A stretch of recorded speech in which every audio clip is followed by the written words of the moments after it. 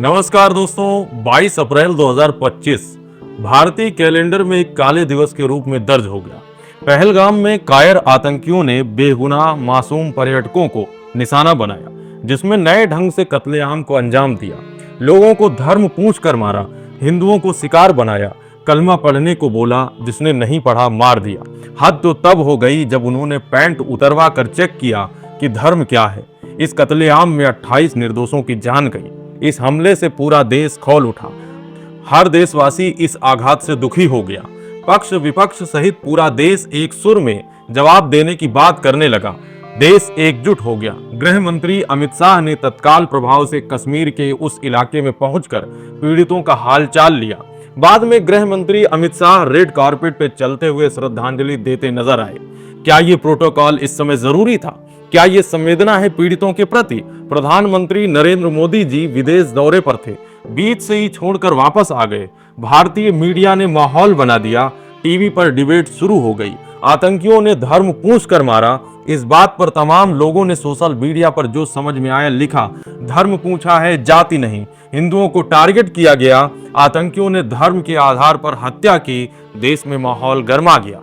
TV चैनलों पर debate में बुनियादी सवाल गायब है। बस शुरू हो गया हिंदू मुस्लिम, हिंदू मुस्लिम, हिंदू मुस्लिम। उन कायरों की वजह से भारतीय मुस्लिमों को शर्मिंदगी झेलनी पड़ रही है। मोदी जी विदेशी दौरे से वापस आए और सभी पार्टियों की बैठक हुई, लेकिन मोदी जी बैठक में शामिल नहीं हुए। भारत सरकार ने 5 बड़े फैसले लिए पाकिस्तान के खिलाफ। भारतीय मीडिया ने भारत सरकार की वाहवाही में कसीदे पढ़ने शुरू कर दिए। सारा दोष कश्मीरी मुस्लिम और पाकिस्तान का है। बाकी तो ये पुष्टि कर गए थे कायर आतंकी के इस्लाम धर्म ही आतंक है। इस्लाम का मकसद ही जिहाद करना है और काफिरों को मारना है। कश्मीरी मुसलमानों ने भी इस घटना पर दुख जताया, लेकिन मीडिया कहां सुनने वाला है। मीडिया ने तो सिद्ध कर दिया कि हर मुसलमान आतंकवादी है। कोई लिख रहा है कि गंगा जमुनी तहजीब सिर्फ दिखावा है, तो कोई कह रहा है कि मुंह नोच लूंगा अगर किसी ने कहा कि आतंकी का कोई धर्म नहीं होता। इस प्रकार की बातों में बुनियादी सवालों का दम घुट के रह गया। मोदी जी ने अपना कानपुर दौरा रद्द कर दिया क्योंकि मामला संवेदनशील है। पूरा देश गमगीन है। पर्यटकों का पार्थिव शरीर उनके घर पहुंचा। जो सवाल मीडिया को पूछना चाहिए था, परिवार के लोगों ने सवाल करना शुरू कर दिया।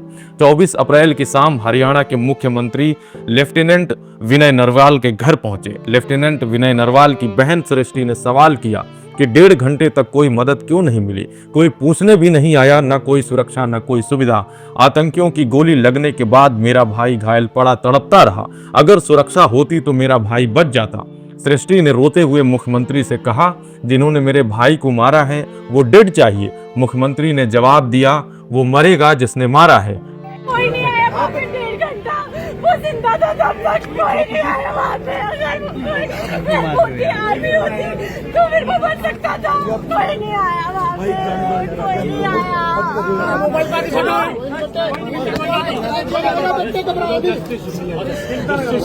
I want them dead. जिन्होंने मेरे भाई को मारा, मुझे वो dead चाहिए। वो मरेगा जिसने मारा। विनय नरवाल भारत की सेना के नौजवान अफसर थे। क्या किसी मीडिया ने इस वीडियो को चलाया? यह 25 अप्रैल की सुबह आपने इन सवालों को अखबारों में पढ़ा। कैसे पढ़ते साहब? हकीकत से तो टीआरपी नहीं मिलती और मलाई भी। इसके विपरीत विनय नरवाल के पार्थिव शरीर के पास बैठी बेसुध हिमांशी की तस्वीर खूब शेयर की जा रही है, जिसमें नीचता भरे कैप्शन लिखे जा रहे हैं। ये तस्वीर आतंकी हमले का प्रतीक बन गई। जो भी देख रहा है दुख से सिहर जा रहा है। बस एक आवाज उठ रही है, बदला। ये दिल दहलाने वाला मंजर है। इस तस्वीर को गौर से देखिए। इसमें व्यवस्था की बदहाली साफ दिख रही है। दूर दूर तक कोई नहीं है, कोई सुरक्षा का इंतजाम नहीं है। आतंकी हत्या करके जा चुके हैं। विनय नरवाल की 6 दिन पहले शादी हुई थी। मीडिया ने इनका वीडियो चलाकर इमोशनल माहौल बनाया और उनकी बहन की आवाज गायब है। पार्थिव शरीर के पास बेसुध बैठी हिमांशी महज इस आतंक का प्रतीक ही नहीं, वो सिस्टम के लिए आईना है, जिसकी नाकामी की वजह से आतंकवादियों ने इस घटना को अंजाम दिया। सरकार ने जोरों से ढोल पीटा था कि कश्मीर में आतंक खत्म हो गया। लोगों ने भरोसा किया और अंजाम सामने है। गृह मंत्री अमित शाह प्रेस कॉन्फ्रेंस करते और लोगों को बताते कि ये कैसे हुआ, क्या चूक रह गई थी। लेकिन नहीं, उन्होंने जवाबदेही उचित नहीं समझा, ना ही मीडिया ने उनसे कोई सवाल किया। करीब 2000 लोग बिना सुरक्षा के मौजूद थे, कोई पुलिस नहीं, कोई सुरक्षा कर्मी नहीं। उसी कश्मीर में शुक्रवार की नमाज भी सुरक्षा के घेरे में होती है। गुजरात के शैलेश भाई कालतिया, जिनकी हत्या आतंकियों ने की, उनकी पत्नी शीतल जी ने रोते हुए अर्थी के पास खड़े केंद्रीय जल संसाधन मंत्री CR पाटिल से सवाल किए, जो कि मीडिया से गायब है। उन्होंने कहा, कोई सुविधा नहीं, कोई आर्मी नहीं, कोई पुलिस नहीं। जब बड़े बड़े नेता आते हैं तब कितनी गाड़ियां चलती हैं।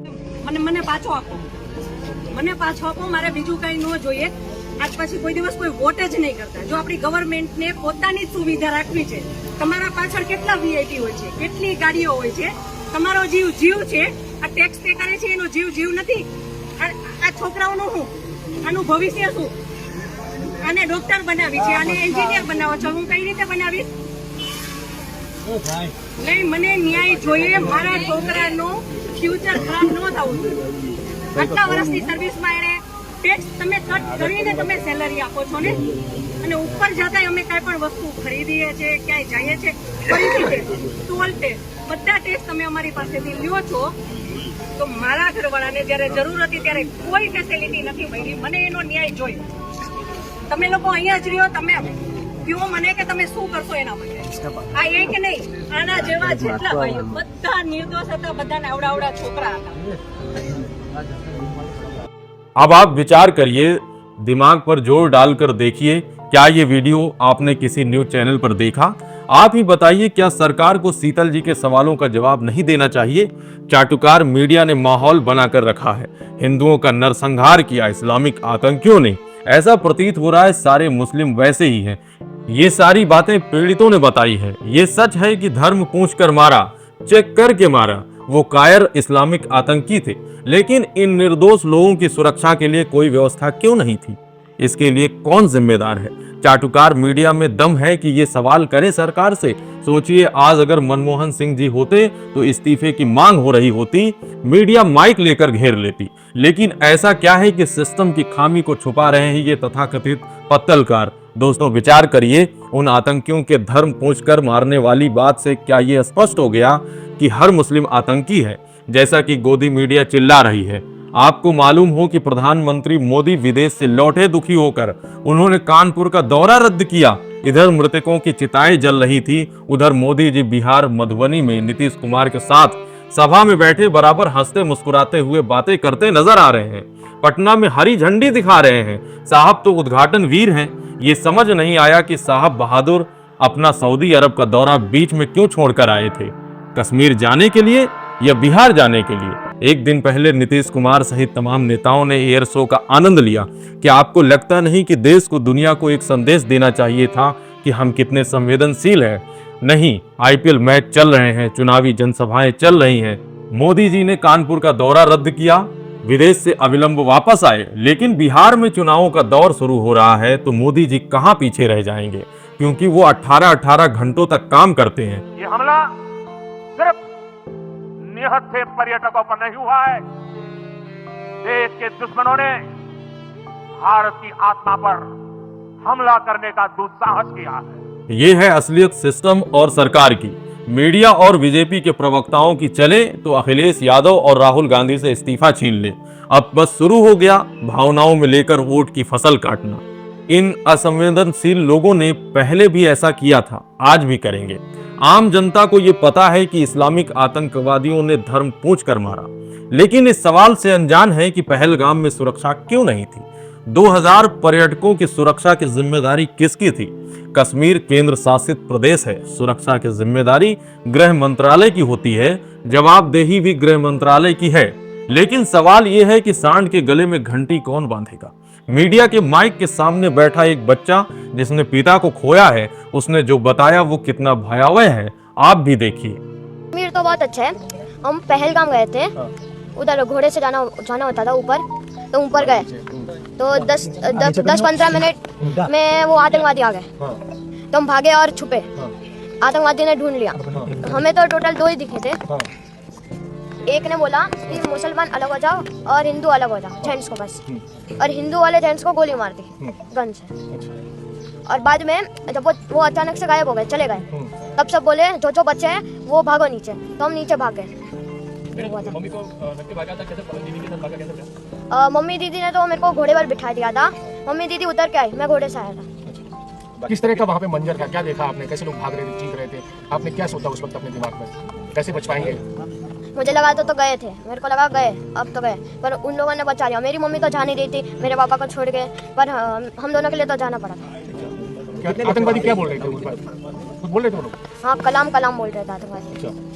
और मुसलमान बोल रहे थे, मुसलमानों को अपनी भाषा तो आती होगी, वो बोल रहे थे मुसलमान। 3 बार कलाम बोला, 3 बार उन लोगों ने मुसलमान बोला, और जो हिंदू थे उन्हें शूट कर दिया। कितने लोग थे बेटा ऐसे, कोई बंदूक हाथ में थे, क्या कैसे देखा? हमने तो 2 देखे थे, 2 बंदे। और आप लोग कितने थे तब वहाँ पे? हम तो होंगे 20। बेटा सरकार से कुछ कहना चाहेंगे, सिक्योरिटी लैप्स वहाँ पर हुआ है तो उसके लिए कुछ कहेंगे आप?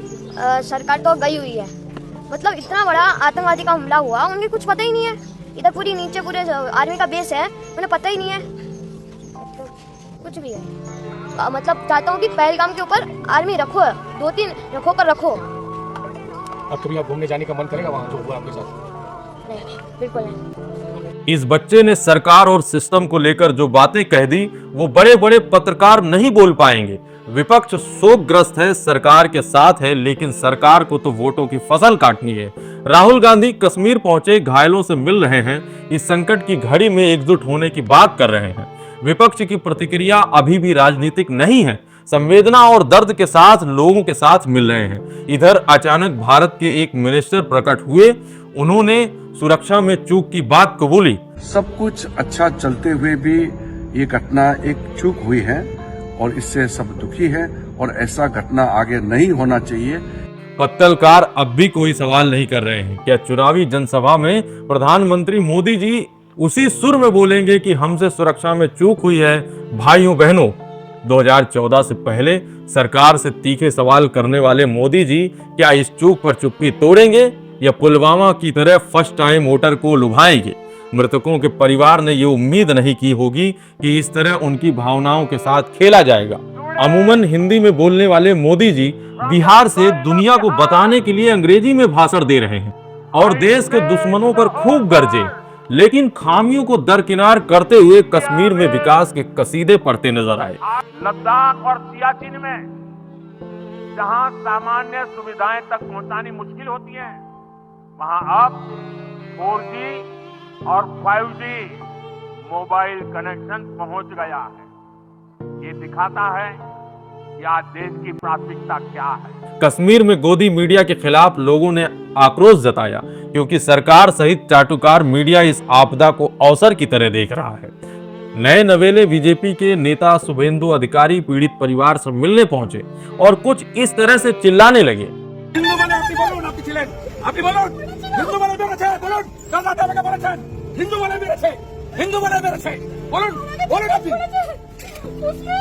আপনি কি কালমা পড়তে জানেন? না জানি না। বলো নেদার বলো সেটা বলো। अब आप ही सोचिए, ये स्वयं जोर लगाकर बता रहे हैं कि हिंदू जानकर मारा। क्या ये स्पष्ट नहीं करता कमी से ज्यादा धर्म आधार पर जोर दिया जा रहा है? इन्हीं शोरगुल में तमाम पर्यटक अपनी आपबीती सुनाते हुए कश्मीरियों की तारीफ कर रहे हैं जो कि उस मंजर को देखकर आए हैं, झेल कर आए हैं। शैलेश भाई कालचिया की पत्नी ने ANI से बात करते हुए कुछ ऐसी ही बातें कही। बहुत मतलब अब तक मूवी में देखा था, रियल में ये जब देखा तब पता चलता है कि ये मुझे प्रॉब्लम मतलब ताजुब इस बात का है कि इतने सारे टूरिस्ट, वहाँ पे एक बंदा आर्मी या पुलिस का कोई नहीं था। नहीं, वो लोग, मुझे ये लग रहा है कि जैसे वो हिंदू मुसलमान की बात कर रहे हैं, हिंदू मुसलमान जैसा कुछ है नहीं कश्मीर में। सभी लोग बहुत अच्छे, मतलब जो हम जिसके कैब में घूम रहे थे वो भैया भी मुस्लिम थे, जिस होटल में रुके थे वो भी मुस्लिम थे।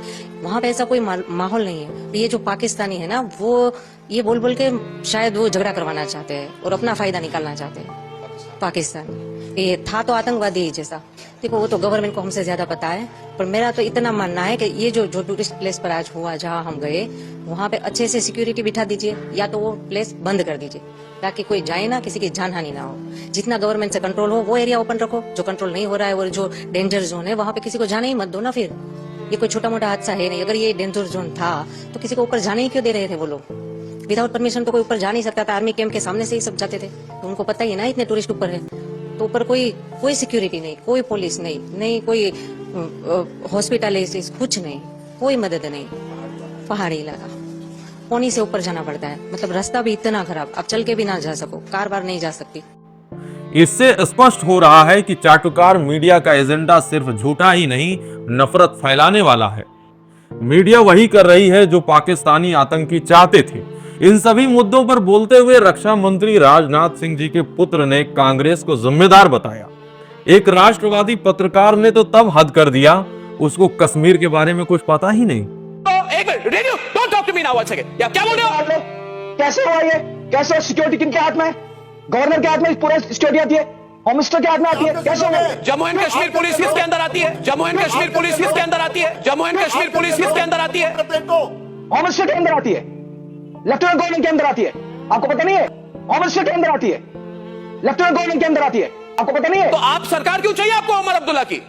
भाजपा प्रयागराज उत्तरी के बीजेपी विधायक हर्षवर्धन वाजपेयी मीडिया से बात करते हुए उन्होंने भारतीय मुस्लिमों के लिए जो बोला वो भी सुनना चाहिए। मैं भी हिंदू हूँ, लेकिन याद रखिएगा, अपने मन में उसका भी ख्याल रखिएगा, उस मुसलमान खच्चर वाले का ख्याल रखिएगा जिसने निहत्थे रूप से M4 राइफल आतंकवादियों से छीनने की कोशिश करी, उसकी जान चली गई। और उन कश्मीरियों के बारे में सोचिएगा जो मुसलमान हैं और आज श्रीनगर डाउनटाउन तक में शटर डाउन स्ट्राइक चल रही है। तो भारत के मुसलमानों को पाकिस्तानियों से कंपेयर मत करिएगा। हर्षवर्धन वाजपेयी, विधायक शहर उत्तरी प्रयागराज। सबको पता है कि उन 28 लोगों में एक कश्मीरी मुस्लिम की भी जान गई, जो कि बच सकता था, लेकिन वो पर्यटकों के लिए उन आतंकवादियों से लड़ा। चाटुकार मीडिया ने उस बात पर इतना जोर नहीं दिया। धीरे धीरे लोग सवाल करने लगे हैं। इन सब बातों के बीच एक पत्रकार की पॉजिटिव प्रतिक्रिया भी सामने आई। आतंकियों ने धर्म पूछकर लोगों को मारा, क्योंकि उन्हें पता था कि भारत एक हिंदू बहुल देश है और यहाँ पर हिंदुओं को टारगेट करने पर उनका गुस्सा पूरे देश में मौजूद दूसरे धर्म के लोगों पर फूट सकता है। इस लाइन को फिर से समझिए, अगर वो हिंदुओं पर हमला करेंगे तो फिर उनका गुस्सा देश में जो अन्य धर्म के लोग हैं उन पर फूट सकता है। आतंकी चाहते थे कि भारत में इस हमले के बाद धार्मिक उन्माद फैल जाए। अब आप समझ सकते हैं कि इनका तंत्र कितना पीछे है या कमजोर है। इनको 2 दिन लग गए समझने में कि आतंकवादियों की क्या चाल थी। सेना अपना काम कर रही है, लेकिन यह भी सच है कि भारतीय सेना में कोरोना से अब तक 1,80,000 जवानों की कटौती की गई है। सुनिए मेजर बख्शी जी जो कह रहे हैं। During COVID, this army, for 3 years, there was no recruitment. Our forces were cut down by 1,80,000. Who did it? What about the threat assessment? You saved money. You saved money to get these people killed, damn you! I fought in Kishtwar. 3 years, Arnab. We had that area totally under control. Now that poor sector 9 sector RR, those boys are being asked to look after 2 sectors because somebody felt manpower is not needed. Damn you! It's needed if you want to fight in the mountains. It's needed if you want to fight the terrorists in hills and mountains and jungles. It is needed. But damn you! You can't do this to us. You can't do this to our boys. ये किसकी जिम्मेदारी है? कौन सवाल करेगा, कौन जवाब देगा? दोस्तों, बोलने के लिए बहुत सारी बातें हैं। आप सब संजीदा हैं। मैं आप लोगों से भी आपकी राय जानना चाहता हूं। आपको जो भी लग रहा है कमेंट करके बताएं। जय हिंद, जय भारत।